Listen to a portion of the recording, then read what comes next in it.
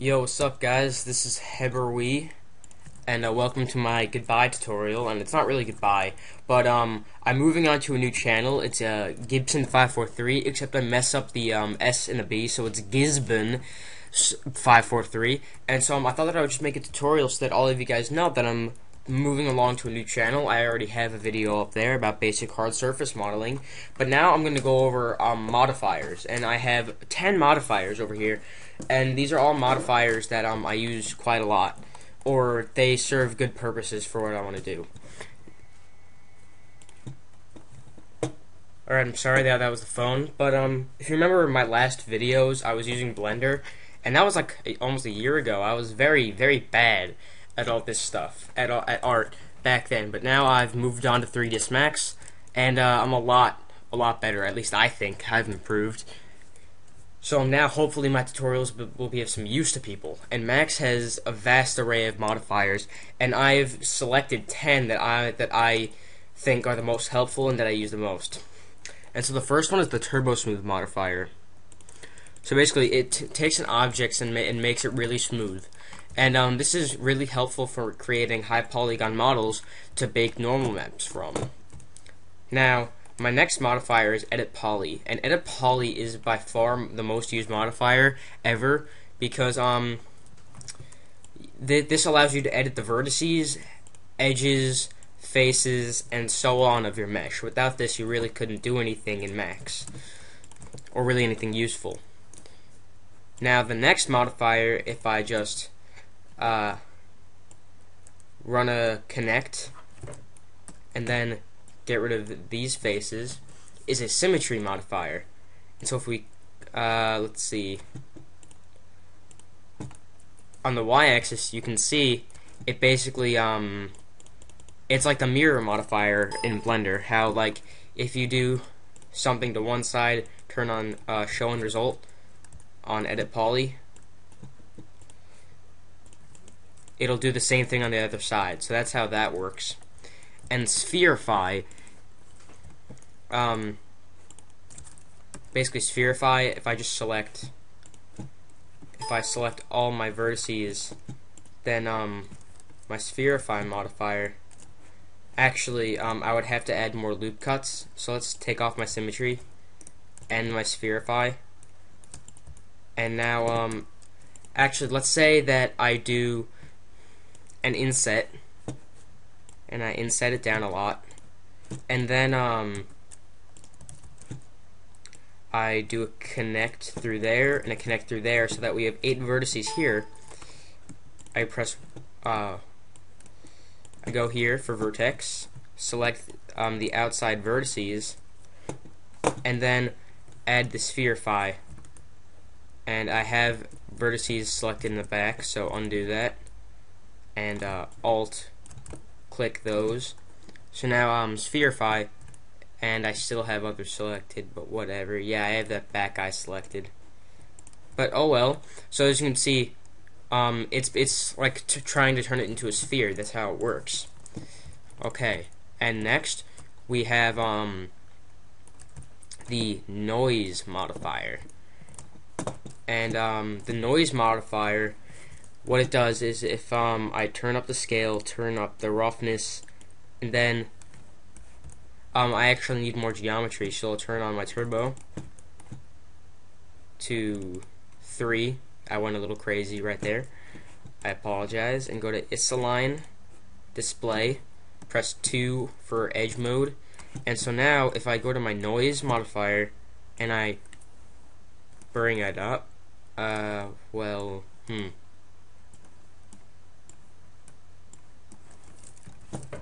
that's odd.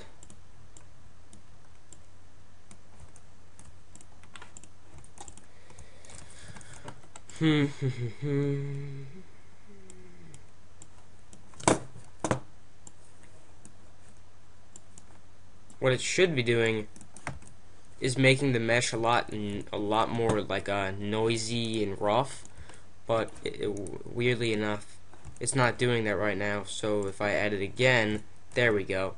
You have to have that like yellow box sort of around it. Still not working. Still doesn't want to work.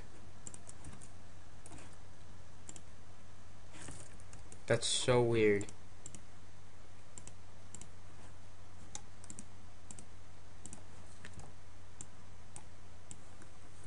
Okay, so yeah, now it's working. If we pull it up, as you can see, it gets like really like cloudy and noisy. That's what the noise modifier does. And it's really good for like bricks and wood and making things look just in general a lot more organic. So let's just get rid of that. Okay.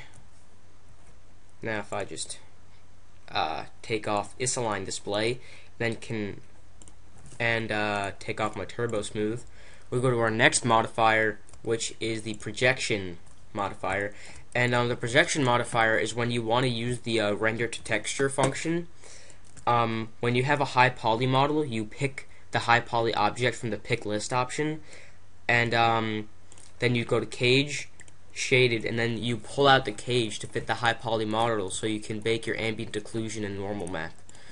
I use that for like every model.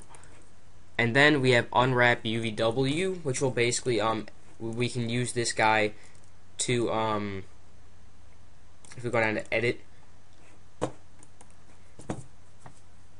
and wait for it to load, we can use this to edit this guy's UV coordinates. Standard stuff. Again, I use that on every model. Now we have the normal modifier, and as you can see, it flips the normals of the faces, and that can be pretty helpful sometimes if you have like messed up normals on a mesh you're trying to normal map or get an AO for. Now the next guy is I have to add some geometry for. So I will do a connect here, bring him up a lot, like an unnecessary amount.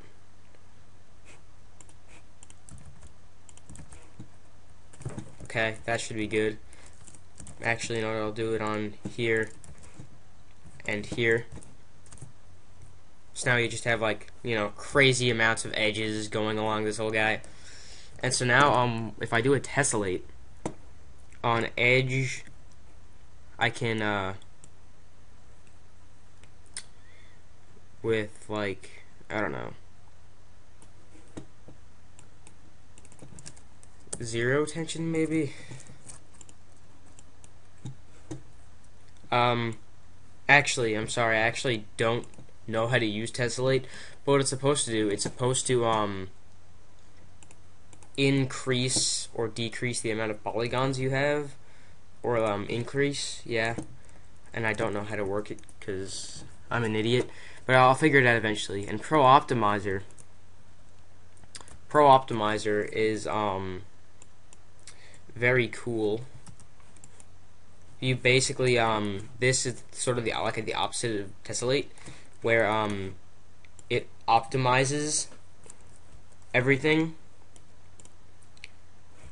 So it triangulated everything, and now if we bring down all the vertexes, you can see we now have a 182 vertex count compared to what we had before. And so that's what Pro Optimizer does. Okay. So those were all of the modifiers that I use and that I find useful. So I hope that you guys really, oops, I just out turbo smooth Max. So yeah, Camtasia. So yeah, thanks guys for watching, and I will see you later.